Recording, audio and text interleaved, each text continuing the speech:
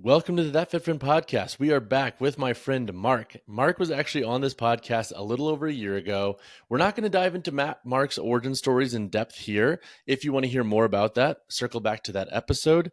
I want to jump right into our topics, but before we do, Mark, it's so good to have you, man. It's always great to link and chat.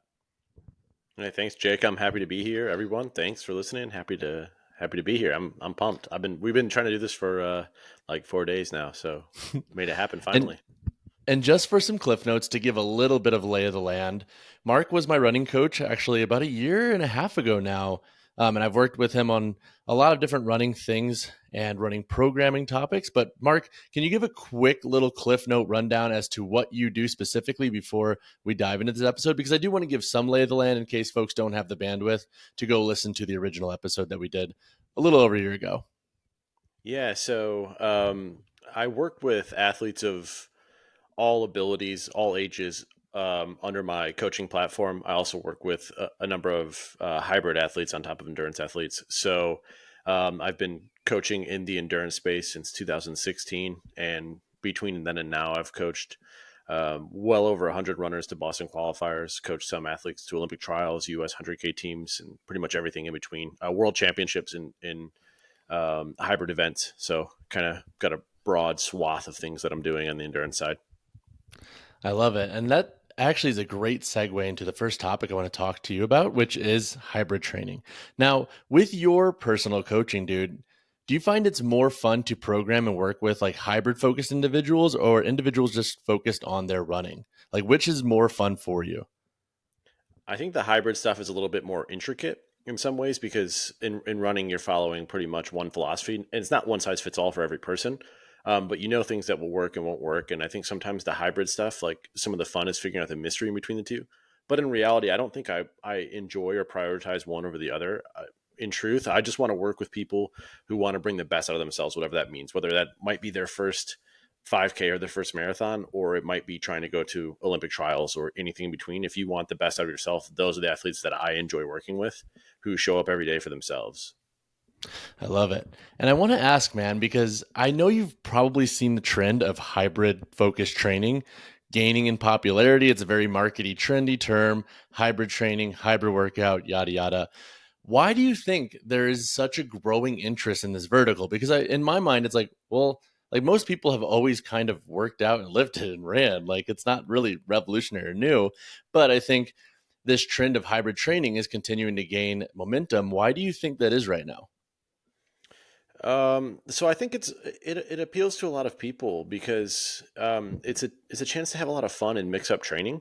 I think it's constantly varying. In some ways, it's like CrossFit in some ways, but I think CrossFit has some barrier to entries, predominantly like that it's a lot of barbell work and things like that, which I know that you're a huge proponent of, and so am I. But I think a lot of the Olympic lifting is very hard to learn for people who are probably in middle age and beyond. And I think in like hybrid sports, you can kind of jump in and you only need a few things, right? The cost barrier to entry is much lower. Like you can get a kettlebell and go a wall ball and go to a park and you spent a total of $40, but you can train all month with that, for the rest of the year with that. So I think it's really cool. It's really dynamic. And there are a heck of a lot of fitness influencers behind it, I think, that are kind of pushing it and making it more exciting for people.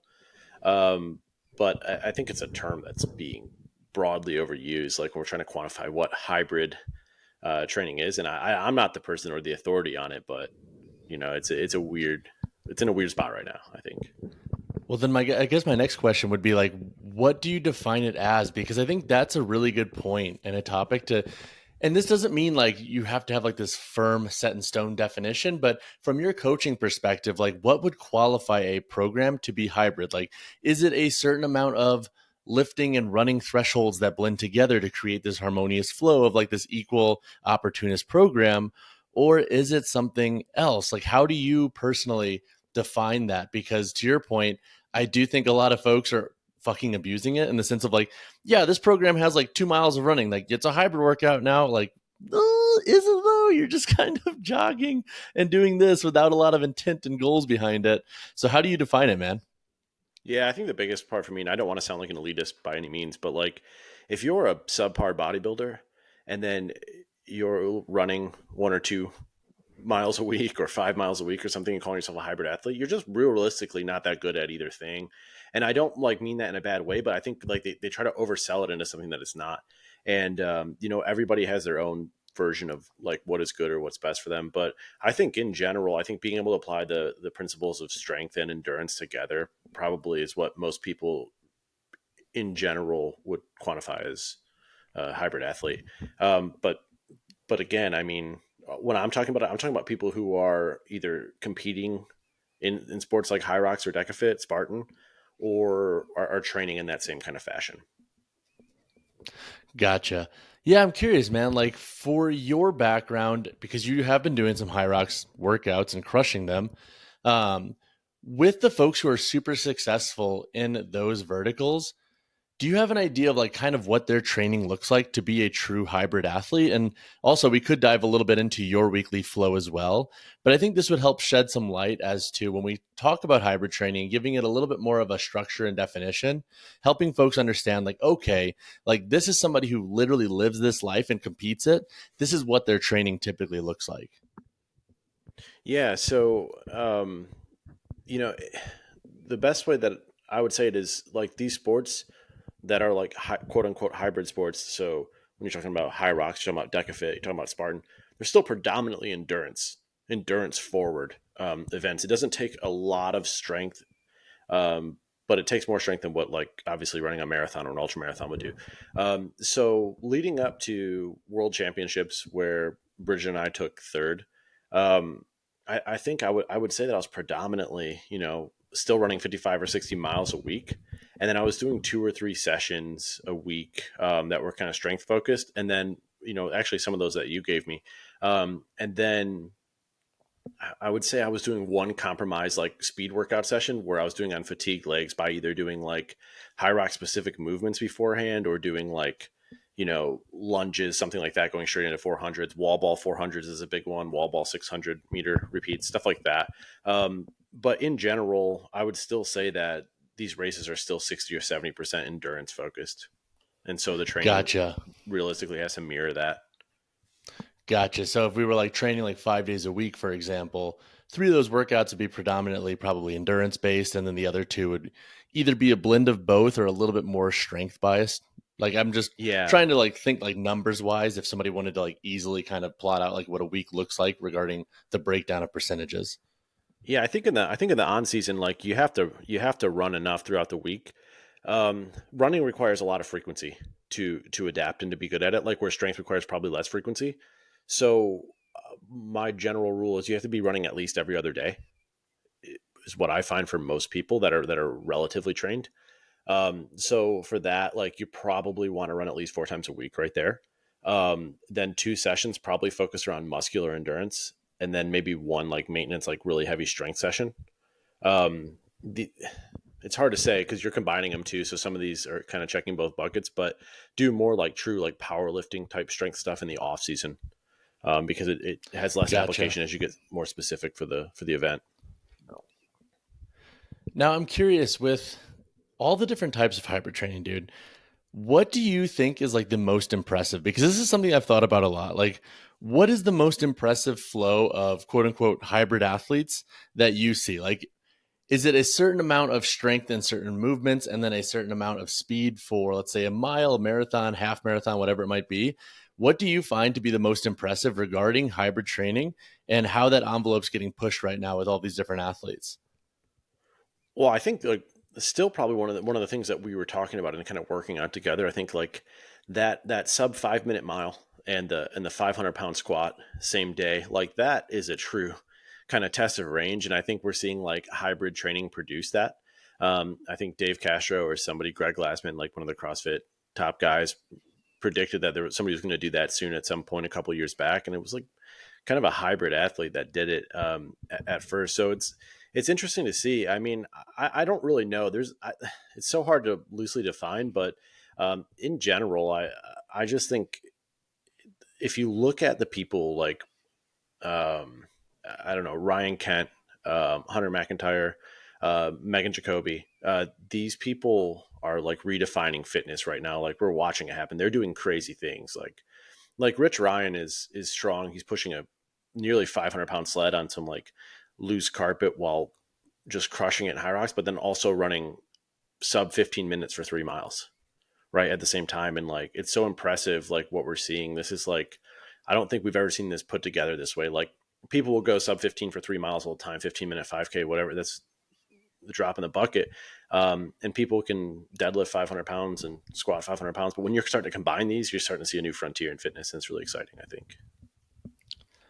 So, from your coaching perspective, if somebody were to get into more of a quote unquote hybrid training style, what would you suggest doing regarding the first few weeks of ramping up into that training? Because I think a lot of folks get into trouble when they transition into hybrid training and they overdo their volume way too fast, or they think, and I think this is something that every lifter needs to understand, is when one thing increases, something else is always going to decrease. It's even like with hypertrophy. Like if you want to truly focus on your bis and tris for a full block, something else is going to have to take a hit, because the amount of intensity and effort and volume to hit those and be really efficient and optimized there, something else is going to have to take a step backwards. So in your coaching experience, if I were to get into hybrid training and I wanted to, dive more into running and dive more into my strength work, but I'm predominantly a lifter, what would you suggest doing for like the first 4 to 8 weeks regarding a training breakdown that would make most sense? And obviously, dude, we are shooting in the dark here on a podcast, so it doesn't need to be perfectly formulaic. But I think giving some rough guidelines could be really useful for folks who might have an interest here, but might be intimidated or just not know how to approach it. Yeah. So, I mean, if you even look at first, I guess, like I'll talk about it from a coaching perspective, but if I look at it from my own kind of endurance career perspective, you talked about how things are like give and take, right? And they're kind of a push and pull, and it's been like that for me. In times where I want to be more muscular and stronger, like I've sacrificed on the endurance side. Like in terms of hypertrophy specifically, like when I've wanted to gain muscle, the aerobic side has unfortunately declined. So it's a push and pull, and you have to find what's optimal or what's best for you. Some people in the sport are going to be better as like predominant runners who just limp through the strength stuff, and some people are going to just hold on as long as they can in their running and really excel in the strength stuff. Um, so you have to find out what works for you, and it's a bit of a balance. So that's the first thing to call out, and you're absolutely correct about that. But for an athlete who's just starting, like it's important to remember that we don't want to increase volume and intensity simultaneously. Typically, we'll increase volume first, safely and effectively, and then increase um, some of the intensity there, because that's a recipe for disaster in terms of injury, metabolic issues, burnout, stuff like that. So the first thing I would do in that first 4 weeks is I would try to build a base where you're getting 1 to 2 quality, at least, or I guess 2 to 3 quality strength sessions in, and slowly increasing your your kind of endurance training. So whatever that may be, some people that might be cross training and running, some people might just be running, whatever it is, but you want to build that up. If we're talking about running specifically, 10 to 12% per week increase week over week is probably ideal. But if we're talking about things where you're adding ski or rowing, you can get away with that because the impact is lesser. So you can probably be a little bit more aggressive on that side. So what I would do is have a steady amount of cross training. So rower, skier, assault bike, bike trainer, running. Um, as the training program goes on, vary the intensity, hill repeats, running economy stuff like that. Early on, really focus on developing raw strength and maybe some hypertrophy if possible. You'd be the more of the expert on that. But as for muscle maintenance throughout the cycle, but notice that strength training is going to get lesser as the race gets closer. So in any kind of training block, we want to start least specific to most specific. So as the race gets closer, you're going to be doing things like more muscular endurance stuff and stuff that's more specific to the race. So compromise running, repeats, things like that, simulations of the race, stuff like that. If that So, helps. question for you. Let's do a scenario. Let's do a case study. So, let's say I am a lifter who's been predominantly focused on like powerlifting and hypertrophy style training. So let's call it the average power builder. I think a lot of lifters fall into that category, and they want to start running.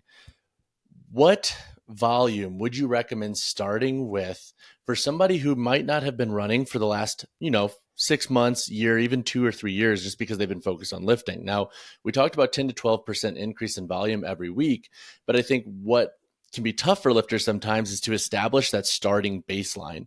Would you recommend like doing maybe like 2 or 3 miles for the first week and then increasing from there? Like, how would you go about that? And listen, I know it's very vague and it's impossible to say, but let's go ahead and like put this person as an intermediate. They played sports growing up. They have some running experience. They're not obviously running marathons, but they want to start running more. Like, how could they start to be effective and, within their own means? And obviously, if like 2 miles is easy for them, I'm sure this athlete will pick up on that and be like, okay, I can produce more, a little bit more aggressively. But what would you say would be like a really good, like, I don't know, just baseline starting point for the lifter who hasn't ran in a while, but might have some experience running, whether it be from sports in the past or if they were a runner? Yeah, So I don't think I think that's pretty simple there.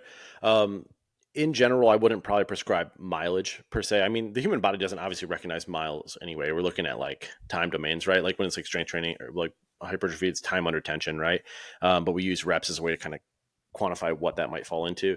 It's the same thing with running. So what I would do in this situations, I think most people with a reasonable background could probably run 2 or 2.5 hours a week, realistically to start off. And you can measure that a lot better because let's say if I tell you to go run 10 miles for a long run, right?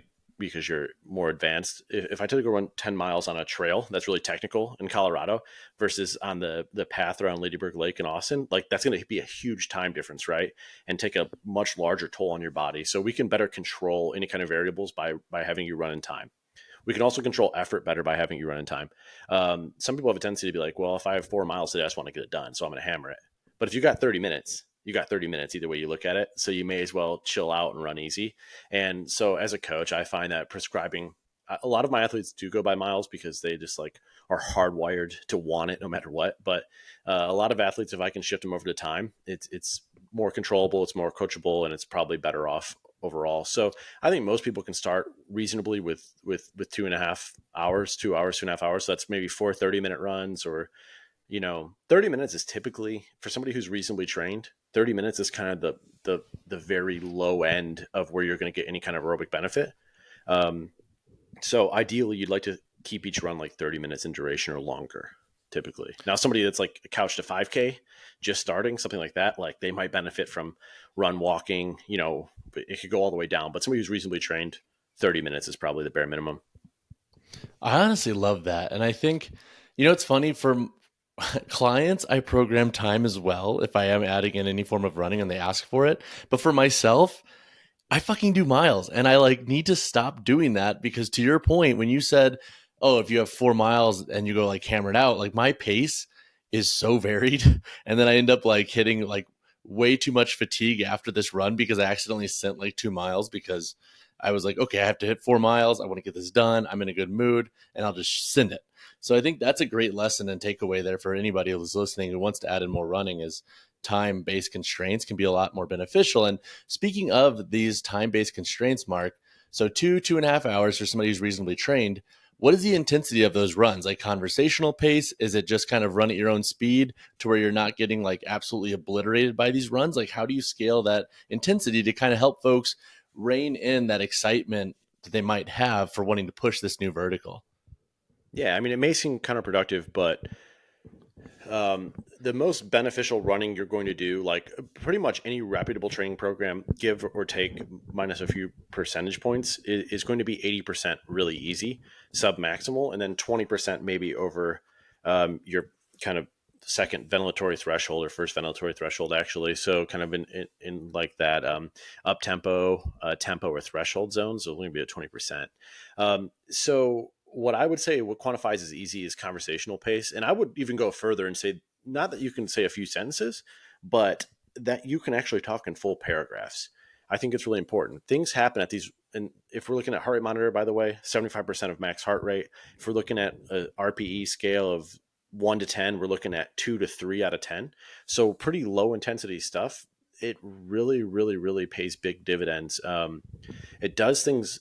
You have uh, aerobic adaptations that happen in your body that can't happen in any other heart rate zone that happen in that sub 75% zone. So it's important. I would say make 80% of your stuff in that first 4 weeks. I don't see why 100% of it wouldn't be in there. And then you would start to add things in like running economy stuff. So um, you might do, if you're doing a 30-minute run, you might do 15 minutes easy.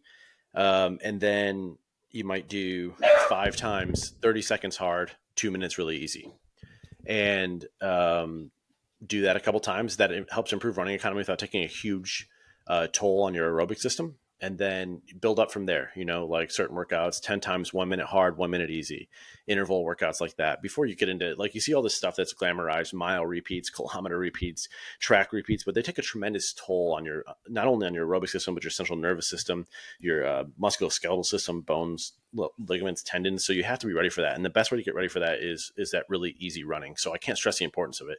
So that's why, if I tell somebody to go run for 45 minutes easy, it doesn't matter. It's going to be 45 minutes. Like whether that's 4.5 miles or whether that's 6 miles, and that's your easy pace, it's going to be 45 minutes.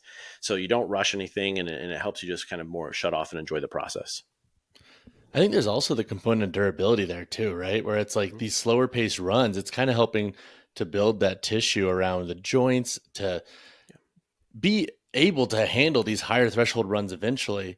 Um, and final question for you with hybrid training before we transition is, over the last few years of your coaching of different hybrid athletes and your own athletic endeavors in that world, what have been some standout things that you've learned? These could be lessons that you've learned from clients and trends that you've seen. Like, what would you say is important to keep in mind for any lifter or athlete who, once again, has interest in this training that you've kind of seen? Because I think you have a lot of data points, and I think that's really interesting to pick your brain on.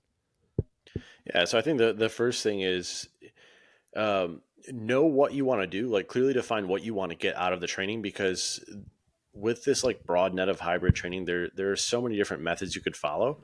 Um, but you have to find out what's best for you and what you ultimately want to attain. If you want to compete in hybrid sports, um, then it's best to follow something that's probably a little bit more rigid and structured. But if you just want to get really good general fitness from it, I think like the possibilities and combinations are endless, and that's a really exciting thing for the average person. Isn't going to probably want to compete all the time, and so I think it's a really good way to be really well rounded, really metabolically healthy, really mentally happy with the training, because like just running 75 miles a week can get pretty dang boring, pretty repetitive, and mentally it can be a grind. So I think like changing it up in the off season is really cool. Like that's another exciting point. Like I've taken a lot of my like ultra endurance athletes, and when they're in an off season and we have 4 weeks or 5 weeks where we can kind of mess around with, I find that if I put them in a little bit of a hybrid block, it helps mentally refresh and get them excited about ultra training again. But it also makes them more resilient when it comes to that, because they've increased strength. They're able to run with their legs taking a beating, which is also really important. Um, Another thing is that it has this crossover effect. Like I've started to actually program like in season for some of my ultra endurance athletes, like compromise running. So typically in running, like when they do strength training, I'm a huge proponent, obviously, of strength training as an endurance coach. But we would typically say, well, what do you prioritize? You want to make the US 100K team, so you're going to run first, and then you're going to strength train at night, because we want the run to be the focus that day. But I've started to switch it now for some of these ultra endurance athletes, because they have to be able to run late in races. And there's no way to simulate what you feel like after 70, 75, 80 miles, other than beating the heck out of your legs with goblet squats and, whatever it may be, reverse lunges, wall balls. And so I've actually seen a lot of success, especially particularly in mountain races, or kind of races that require a lot of vert or toughness. So I think like the Interesting. combinations are really exciting. Interesting. Okay, so now I have more follow up questions. So, with the Yeah. compromised running that you're exploring, can you give me kind of like a breakdown or a lay of the land of what that typically looks like? So, let's take a step back and not talk about ultra endurance athletes, because I'm pretty sure I don't have a lot of ultra guys and gals listening to the podcast because I'm not that niche.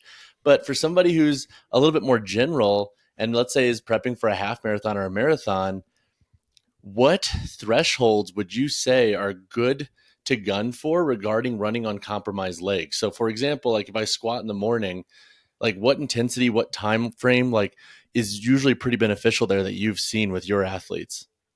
Well, I mean, I would like to see like if you can, so reasonably, if you're going to squat in the morning or whatever it is, and then you're going to train not immediately after, but later that day, I think it's quite reasonable that you expect to hit half marathon or marathon paces on different intensities of repeats. So if you do like, let's say, let's just, for example, 2 times 3K or 2 times 2.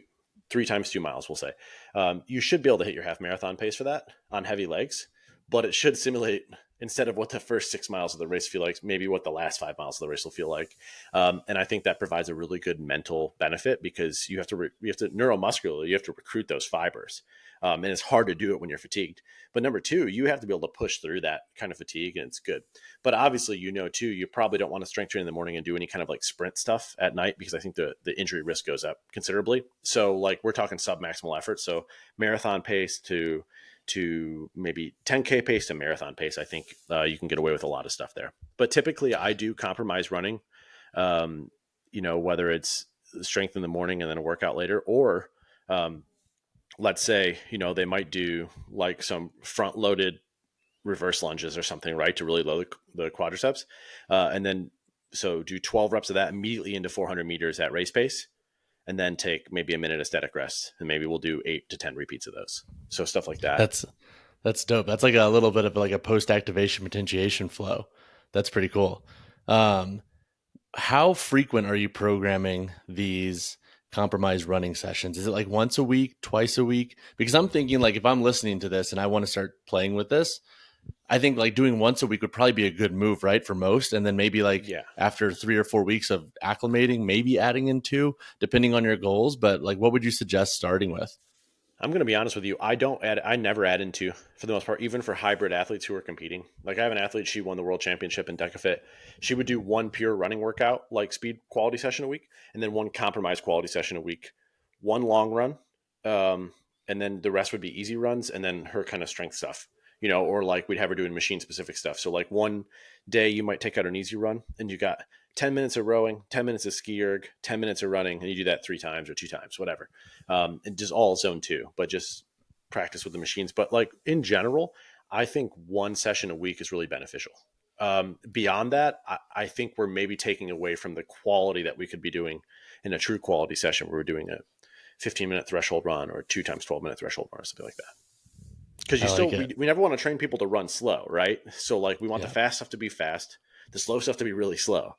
And when people run too fast, they get in the middle of that, and that's a different story, but we don't want that. So the fast stuff still needs to be fast. So doing one day of really fast stuff, doing one day of compromised fast stuff, I think is the best combination. I And for love it. your athletes, to answer your question, just I think one day would be suitable. Dig it, dude. And then with your runners, I want to talk quickly on strength exercises that you think are kind of paramount for every runner, especially because I'm thinking the folks who want to get more into hybrid training, what exercises or muscle groups do you think are paramount to hit and just keep some maintenance on? So this could be like the calves, the tib anterior, the soleus, stuff like that. Like, what are areas that often trip up folks who are getting into running or avid runners that might get overlooked? And so, from your coaching experience, what exercises in the realms of strength typically give the most durability benefit for runners? Yeah, so that's a good question. Typically, even when well coached, 80% of endurance athletes will deal with some type of overuse injury throughout the course of a training year. So to be like the athletes that I coach, somewhere that probably falls around about 50%, 40 to 50%. So it cuts the rate in half, but it's still a significant rate. And the reason that I say that is because I have a lot of my athletes. First of all, I have them do activation. So there's an extra, it's called Myrtle. You can look it up on YouTube. It's just like a pretty easy activation exercise you can do prior to training, and that's really helpful. But another thing that I think is just really important is like the lower legs. So stability, balance, anything in the lower leg, that's what trips people up the most typically. And you see people with a lot of knee issues when running. And that's either probably from like a weakness in their hips or their quadriceps, or something that's tracking up from the lower leg. So starting with the lower leg, I think calf raises are really important. That's probably one of them. Like calf raises and lunges are probably two staples that just every endurance athlete should do, along with a steady helping of core work that's actually beneficial. So I don't mean taking going on an exercise ball and taking a 45-pound plate and doing sit-ups with it, but stuff that's going to be kind of functional for running, like where you have to activate your glutes and core at the same time. So a lot of times, like, any kind of like glute bridges, like hip thrust, those type of things are really effective. And then also, I think people can benefit really from just doing reasonably heavy, not heavier than necessary, of course, because they're not powerlifting, but reasonably functionally heavy deadlifts and squats. I think everybody can benefit from those pretty much in all walks of life in some variation. And again, I this is take it. probably more your expertise, but Yeah, and I have my idea of like what I would program for these lifters and athletes, but dude, like you have so many data points. I think it's just fun to have these conversations and see the trends that you've noticed because that's how we build dynamic programs is a bunch of data yeah. points across a bunch of different athletes and lifters.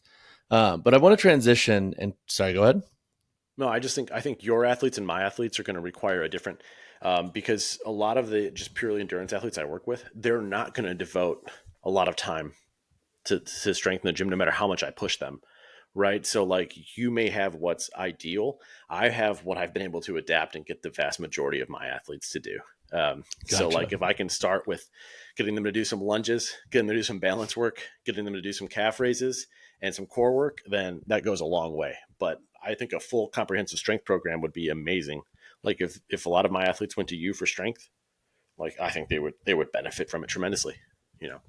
Vice versa with my clients for running who are getting more into running. Um, but I want to take a transition into this past year of training for you because I think the last time we talked, you were in a very much different state of training and where you were at. And I want to talk about kind of the highs and lows that you've navigated this year throughout your training journey. I know you've battled some injuries, I know you had some other stuff going on. And I want to kind of give you the floor to talk about this past year and what that's looked like for you regarding your journey in fitness. Yeah. So I think early on, like between 2017 and 2020, I ran some of the top, and I'm not saying this to like brag, I'm saying this just as background for somebody who hasn't listened, but I ran some of the top performances in North America in different ultra distances from 50K to 50 miles and even to 6 hour track races. And I had a really successful stint in racing that. And I switched over to kind of the hybrid thing, predominantly in high rocks. And I had a lot of success early on, really rapidly, um, culminating in, at one point in mixed doubles, Bridget Brown and I ran the third fastest time ever run in our first race together in the world. We ended up coming third place at World Championships a couple months later. But while that was happening, there was a lot going on the surface. During that time, I was traveling a lot for work. I leading up to the World Championships in High Rocks, which would have been in 2021. Yeah. So leading up to that, and the reason I go back this far is because it's kind of important for the story, but, um, I was traveling a lot. I went and visited my family and grandparents in Michigan. I live in the Dallas Fort Worth area. So I was up there visiting them. As soon as I left, I'd been gone. I was in Boston for New Balance. I was in Michigan. I got home. I was doing everything I could to train on the road. And, I was struggling with the stresses of work and everything like that. But my, my grandfather had a stroke when I was on the way back home after seeing him, and ultimately, like it was decided, I guess, from the doctors and everybody else that like he wasn't going to make it. So we had to rush back to Michigan to be there. I wanted to be there, obviously, and that was a really hard period for me. That happened 2 weeks before World Championships. So we were on the verge of having our second baby. I suffered a tremendous loss by losing my grandfather, who I was very close with. I'd never had to deal with any kind of loss really in my life, like in terms of family or somebody that was really close. Um, and went in and made it into world championships, but probably showed up better or not as good as I was capable of, given the circumstances, of course. We ended up taking third, so getting on the podium at world championships was tremendous. From there, I think things spiraled and everything was good from a career perspective, but I was dealing with being a new father for the second time, dealing with a new baby in the house, a giant move and all of the career stressors. And if you fast forward into December and even into December of last year, I suffer with seasonal depression, seasonal affective disorder pretty bad. So for me, from December until February is to March, even really is really tough for me.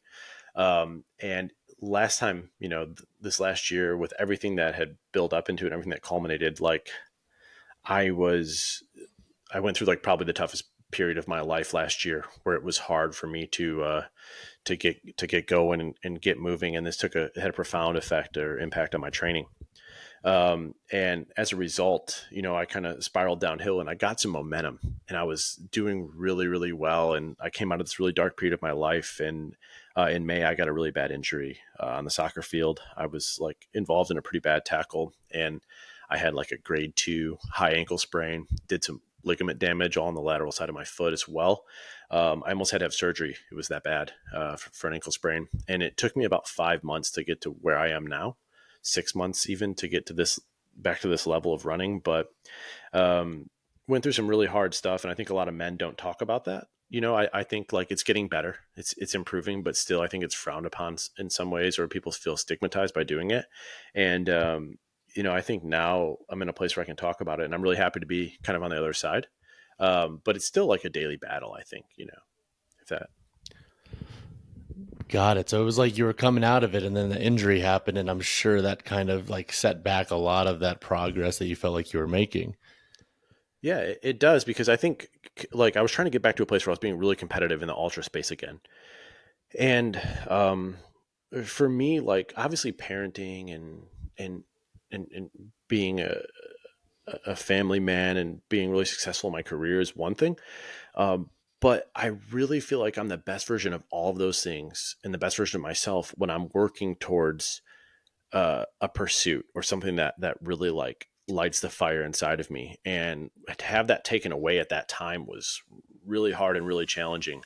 Um, I doubled down and I really focused. Not that I never didn't focus on my career, but I won sales rep of the year at New Balance this year, which was like a tremendous achievement for me and something I worked my ass off for, frankly. Um, but it still felt like something was missing, like not having these physical pursuits. Got it. Question for you, dude, because this is Mhm. something that I've actually been exploring more in therapy is trying to disassociate my self-worth and image from my physical accomplishments, like what I'm doing in the gym, what I'm putting up regarding strength, how I look in the mirror. I'm trying to disassociate those two.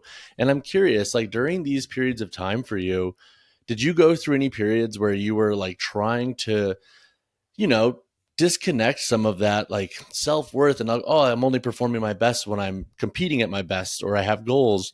Did you navigate any of that or explore any of that to try to create a little bit more homeostasis regarding your mood and how you see yourself and your self worth in all these contexts of life?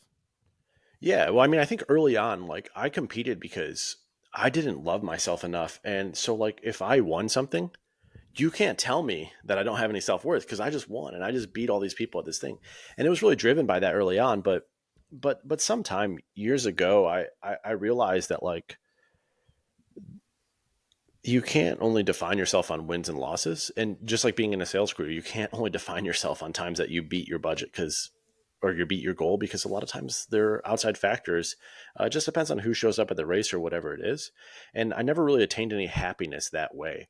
So to clarify, what I was talking about is I am at my best as a person. I am at my happiest as a person when I am pursuing something that makes me happy. So not necessarily the end result of a competition, but Gotcha. really the process. I would love to train all the time and race very rarely or race not at all. I love training and I love the process. And so falling back in love with the process is what makes me the happiest version of myself. And then I can radiate that to other people and not be this bitter, sad, whatever it is. And so for me, that's not really associating my self-worth with the outcome of training or associating my self-worth with training. It's that I'm just fucking happy doing it, if that makes sense.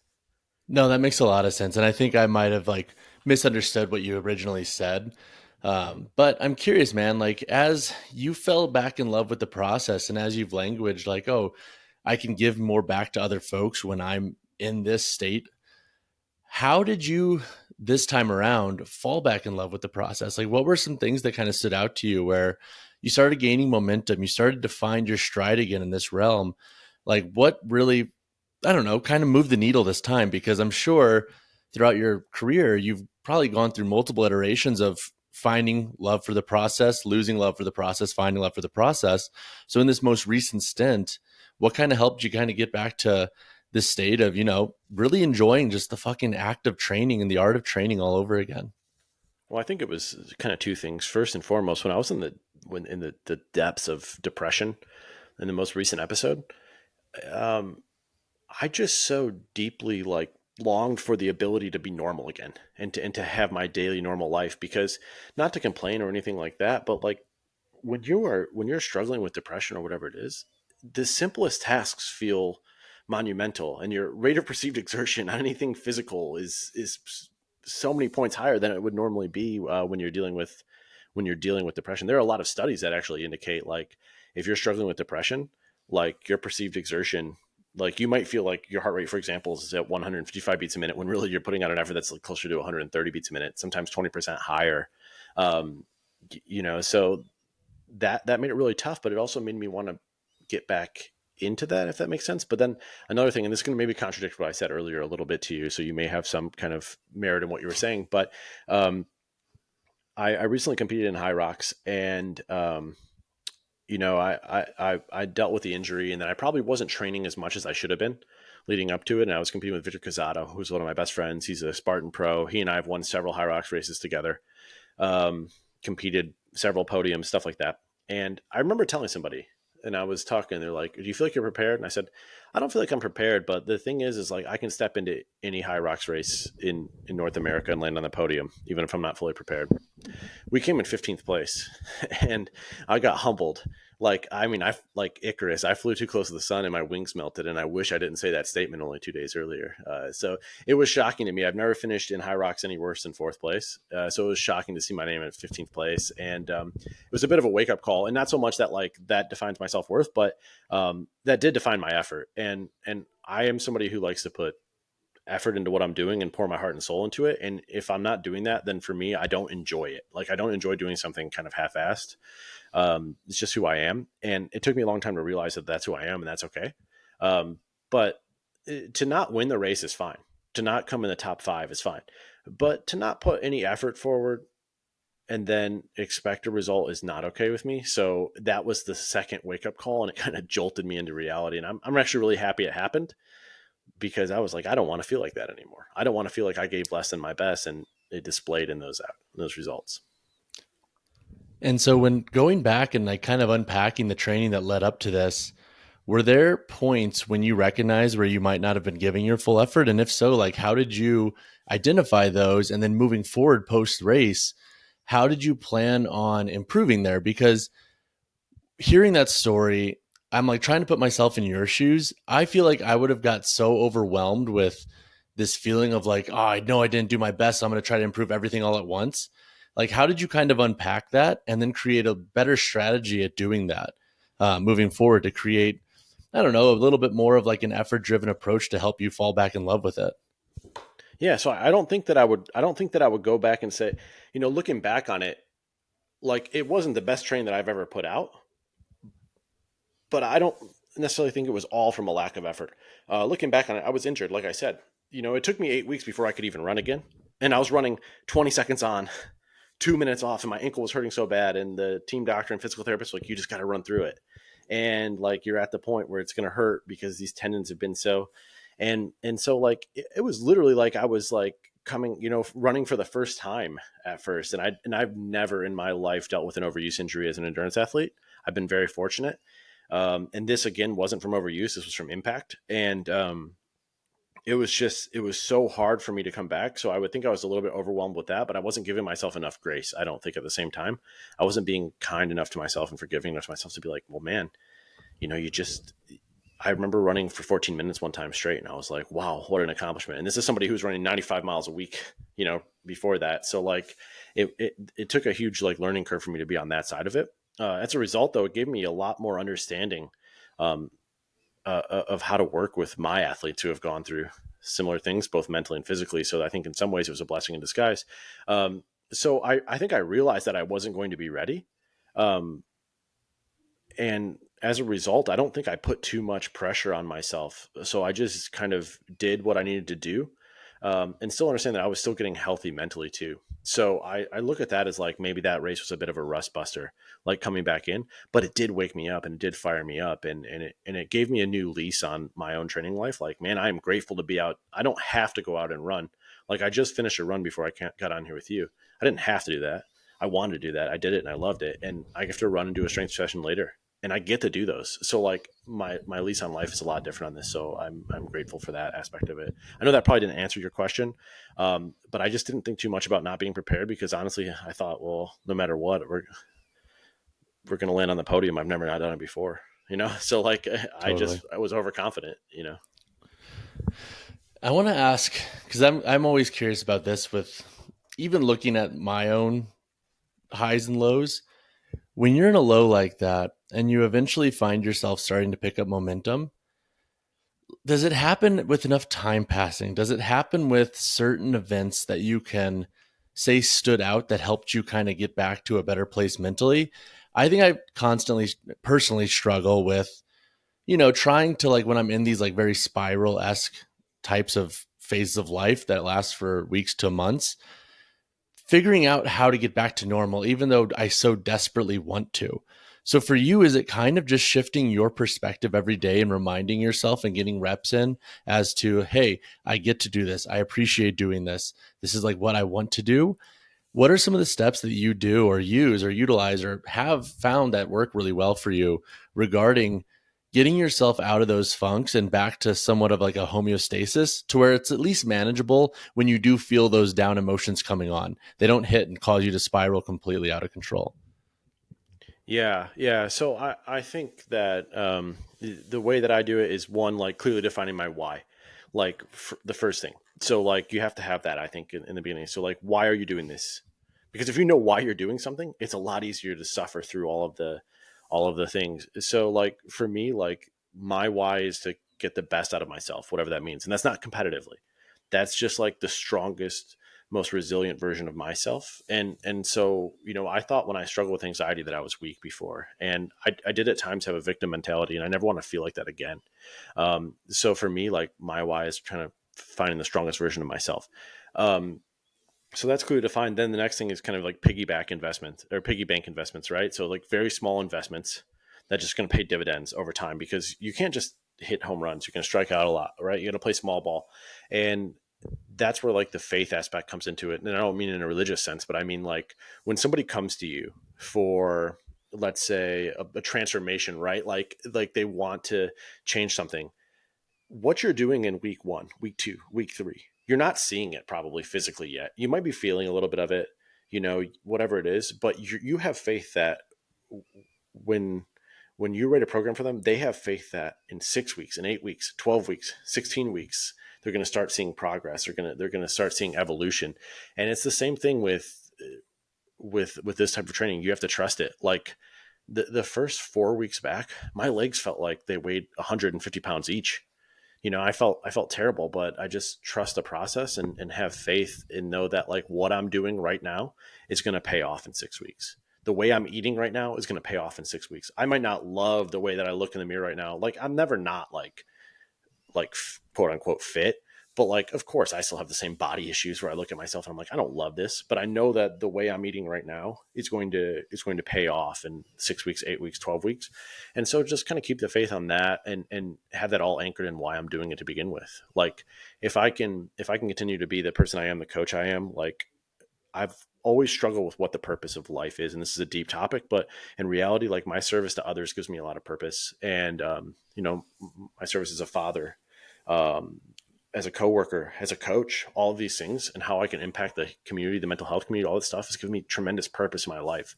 So that's in my why too. So if I'm strong and I can be a leader and I can gain a bigger platform, all these things to help other people, then it like makes me feel really good about myself. So I have that. I'm rooted in my why. I do the really small things day in and day out, and I don't rely on some huge momentum shift to get me where I'm going. Like instead, I can weather the storm better because I'm rooted in that kind of why and that consistent routine.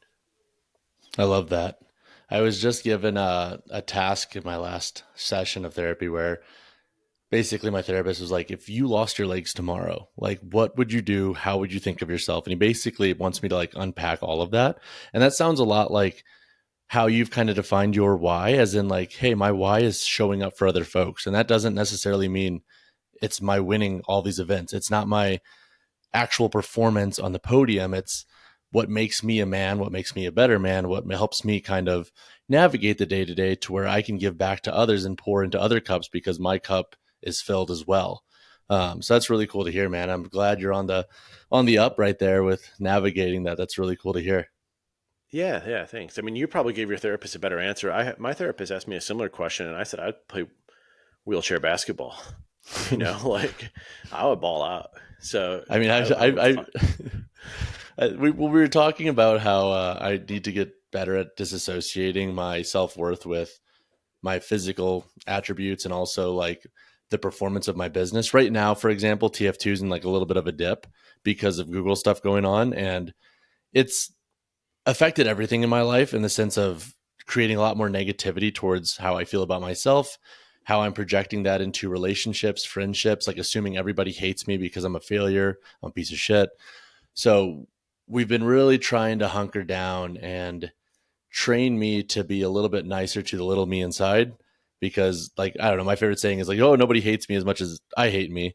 And it's like funny, but at the same time there's like a fucked up cynical thing to that. And I think I'm at a point in life right now where I'm tired of hating myself.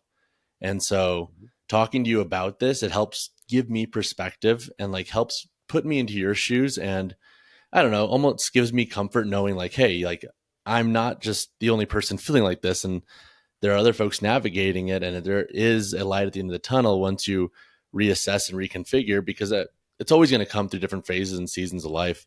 Um, Yeah. but You know that very cynical thing that you just said, like I play soccer like in what would be the third tier in the US soccer pyramid, so still like really high level, like I guess it's technically semi-professional soccer. And one of the guys was like talking shit to me and I said, "Dude, you will never say something to me or hate me the way that I hate me. So there's no point in you doing that." And he just kind of looked at me in shock, and I was like, that was kind of dark what I just told him. But it's the reality, and like I'm sad that you have to struggle with that too. But I think there are a lot of people there that struggle with those issues, and much like your Google Analytics or your reach or whatever it is, I struggle with the same thing with my social media reach. Like my social media reach is way down. Part of it's because I just like don't want to play this influencer game, and part of it's just because like I don't know, it's just down because maybe they're prioritizing something else on Instagram, on the Instagram algorithm or whatever it is. But like I sometimes that can impact my whole day where I make a post and it gets like 30% of the reach it used to. And then I somehow put that back into my own business, into my own problem. Like I'm the problem. My business is it's not good or whatever it is. And so I feel what you said, like on a deep level. And I'm glad that you're also working through that because it can be very toxic and poisonous. 100%, man. 100%. And like for everyone listening, if you're going through something similar, you're not alone. Like everybody's navigating in different ways and how we define that. Like even you just saying like, oh, like your reach on Instagram was down. And like to somebody else, that might seem silly, but to you, like that's your business and livelihood. And so it's like really cool to see all these different, I think, spectrums and levels of how folks perceive whatever they're navigating in a positive or negative way in their daily life. Because to your point, man, it's like objectively speaking, it's like, okay, well, like my analytics are down. Like it's not the biggest deal. Like life's still pretty good. But I think it's tough at times to take that approach when you're not there mentally to be able to do it, or you don't have the resources to be able to fill that cup and do it. And so that's the goal for this 2024 is to be better about I don't know, being able to fill my own cup so I can give more back to others because right now I feel like I'm in a very fight or flight mode and I'm not doing the best at that. And that fucks with my purpose as well. But before we wrap this podcast up, dude, let's talk on one more thing. The highlight of 2023 for you. We're coming to the end of the year. I'm going to get this podcast live before 2024 hits. Let's talk about what stood out from you in 2023. It could be a feat of strength. It could be a thing that you've had undergone as a father. It could be something that you've done with business or just internally, like anything that stands out to you, man. And it could be a couple things. Don't feel limited to just say one, but I'm curious with the year you've had with the highs and lows, what's kind of going to be like the takeaway of 2023 heading into 2024? So I think I would probably identify two things, and one is pretty general and one specific. So the very general one comes on the family side. Watching my two daughters, like my oldest daughter is going to be 5 in 9 days, and so like watching her grow and watching Bianca, who's a year and a half, kind of grow up and develop, and my relationship with them get stronger and stronger, has been a huge highlight for me. With Bianca coming into the world last year, she's obviously been a lot more dependent upon her mom, Brittany, and so I've gotten so much closer with mine. Not that I wasn't close. I've always been very present, very involved. Like I love being a father. I love being a parent. But just watching our relationship grow to the way it is has been like amazing for me. And it's something that I always wanted like growing up. And the fact that I can provide that for my daughter is like an amazing thing. So that was something I'm really excited about. Just like the developmental stuff by leaps and bounds. Like they're growing so fast, it's crazy. And then from a career perspective, I do work for New Balance in a regional like kind of sales role, territory sales management role. And I won the account manager of the year for North America this year in 2023, and that was really rewarding because one, I think my coworkers are the best in the industry and they're all amazing and I've grown so much from them and I look up to all of them. And so to be kind of mentioned even in with them is amazing to me. But to be distinguished as what they consider maybe the best or one of the best for the year is really amazing because I pour my heart and soul into what I do in terms of being a teammate, in terms of what I do for all the accounts that I manage, service, and for what I do for New Balance in general. So to be recognized for that for me was like tremendous. And I love my job. I love my career. I love the company that I've built, and just 2023, all the growth in that has been amazing, and it has me really excited for 2024. Awesome, But I, dude. but I feel like I want to I hear it love from it. you though too. We want to hear your highlight too before we go. Oh man, I was dreading. I was like, I really hope Mark doesn't ask me. I think for me personally, it's been a year of exploration. This has been by far the toughest year of my life, but I think also the most eye opening. It's taught me what I want to prioritize moving forward and what I really do appreciate. For example, I never thought I needed community. I was this lone wolf. I could do it all on my own, but that's so not who I am. And I think for a lot of this year, I was living in misalignment with my true values and what I was physically doing on a day to day, and being able to kind of unpack that, learn that, and still learn a lot about myself and work through a bunch of stuff has been really awesome to do. And I think it was desperately needed because truthfully, man, like I do eventually want to get married one day, and to be a partner, to be a person, to be a father who can show up for everyone else. Like I think I needed to go through a year like this to align where I really want to go as a man, because I worried that if I never had done this earlier on, like would it have ever come? Like, would it have ever even been present had I not taken this year to go nomadic and like live this lifestyle that kind of makes me uncomfortable, or like that I've been fantasizing about and thought I wanted but didn't actually want?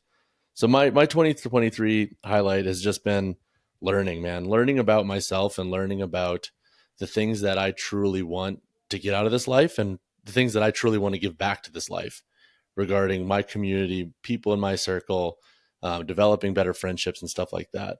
So it wasn't like super grandiose or like this big pinnacle thing, but it's this culmination of little tiny lessons. And even now, like navigate, I've been so incredibly anxious over the last few weeks. And I think a lot of it has to do with like the move to Austin and like settling into a place for 15 months. And honestly, man, like I think this whole year, at least since the breakup in Q1, I've been distracting myself with travel and doing all these different things. And I don't think I've processed just how many changes have gone on in life and what's going on. And so it's been a really fun year. It's been a crazy year and a not easy year because fuck, nobody likes to feel anxious all the time and hate themselves. But it's helped me, I think, really identify things that I need to work on and want to work on to just show up better for people in my life. I think that, like, I think that's amazing right there. As you know, man, I love you and I'm inspired by you and everything that you do. And I'm really happy that we're friends. And from the time that I met you at the 10,000 kind of athlete retreat or camp or whatever it was, like met you in person, I knew that we were going to be friends, man, right away. And I'm so happy to have you in my life. Likewise, brother. Likewise. I'm always grateful that life had us cross paths when it did. But dude, before we hop off, where can folks connect with you? And then also everyone, I'm obviously going to have all of Mark's stuff dropped in the show notes below. So you will have links to all of his content and who he is, what he does. But Mark, where can we find you? So the best and most clear way to reach me is on Instagram. It's at Bottenhorn Running. I do have a website. It's www. Is that too many W's? Well, it's www.runstrongtc.com. But that I'll say that now because it's going to come out in a couple days, and like early January, that's going to change, and it will redirect to it. But I've done a little bit of rebranding on my own business, and that will be live, and I'm really excited about that. kind of in the new year. So right after New Year's Day. And so a lot of work went into that. But for right now, probably the best place to reach me would be on Instagram. And then I'm also the host of the Finding Strong podcast. You can find that on Apple Podcasts, Spotify, wherever you get your podcasts. And going to be bringing back a lot of episodes. We're going to have Jake on as well. So it'll be really cool, or really excited to relaunch that as well in the new year. So stoked. And dude, I am honestly hopeful that folks who want to get into running reach out to you and pick your brain on it and reach out and learn more, because you were pinnacle in helping me learn how to program running a little bit more and get into it. So everyone who's listening, definitely hit up Mark, ask questions, inquire about his business. It can be so exponentially helpful for helping you be a better runner, be a better athlete. But dude, it's been great chatting, man. I hope you have a great rest of the day. Thanks for coming on. All right, you too, Jake. Talk to you soon, man. Bye.